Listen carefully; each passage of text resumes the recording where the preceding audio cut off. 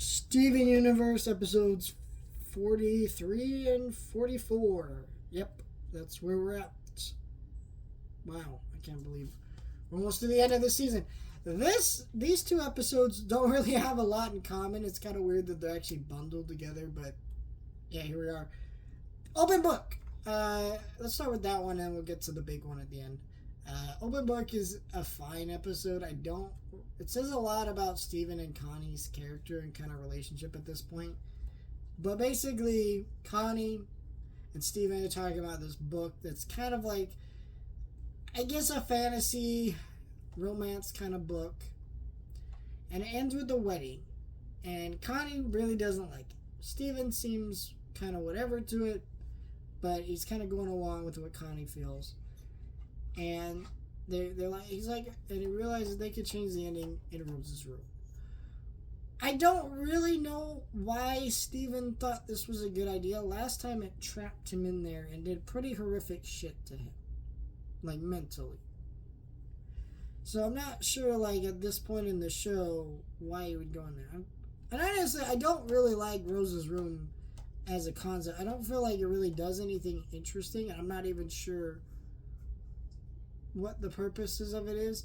You know what Rose's room feels like? It feels like foreshadowing to the fact that she was a diamond, in the sense that, because let's equate the diamonds to like a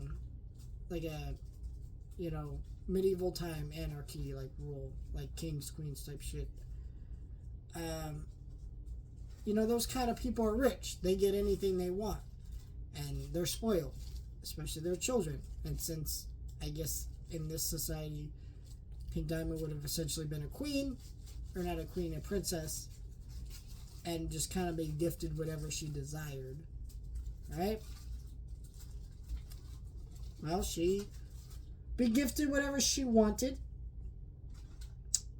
and that's kind of what her room filled the purpose of. So, if you look at it from that perspective, it seems a little bit interesting, but why would it be in the gem temple then? I'm not really sure. But, whatever. Maybe she missed that part of her life. I don't know, but in Steven's world, I don't really see the purpose of it. These episodes aren't really interesting episodes anyways.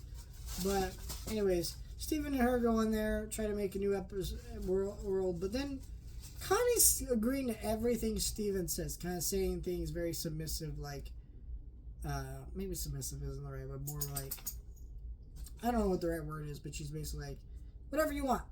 And Steven really quickly catches on, oh shit, that's not Connie. And the room forces Steven to admit to Connie that he liked the Wendy. And Connie's not even mad.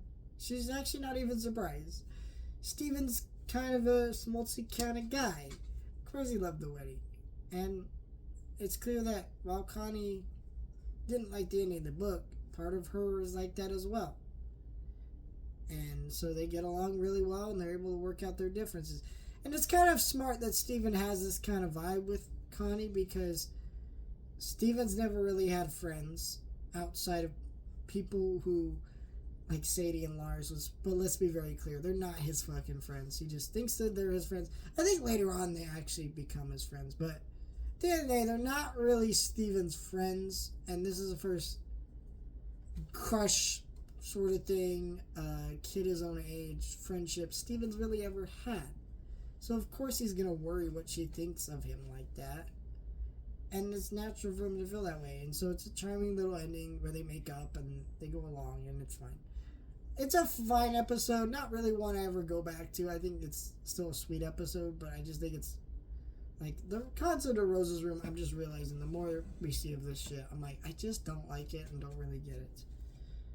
The message this episode, basically, this wailing stone, which is like a gem communication device, it's supposed to play a message. It's going off. Nobody can figure out why. The gems can't figure out why it's going off. They're freaked out. Greg decides to help. Greg has a great song in this episode, but Greg clearly feels inadequate by the gems. He wants to help, but he decides to. They decide to finally let him help, and he gets to ends up figuring out that the message wasn't audio like they originally thought it was. it was a video, and it's of Lapis saying, hey, Peridot's coming for you. She knew your name, and you guys are kind of fucked. Don't fight back, but here we go. Kind of leading us into the next 3 episodes that I may just review all together. I don't think I will. No, I'm gonna review all the next 3 episodes together, but yeah. I really think that this episode's good, but it is kind of like, wait a minute. The gems,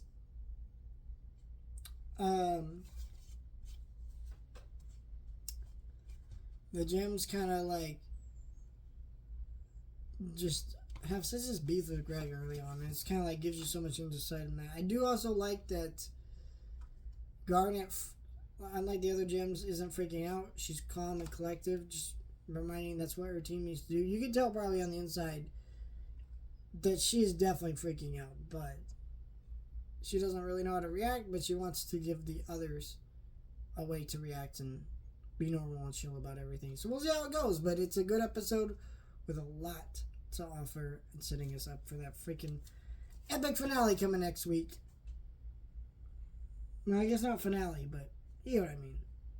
Let me know your thoughts. Like, share, and subscribe.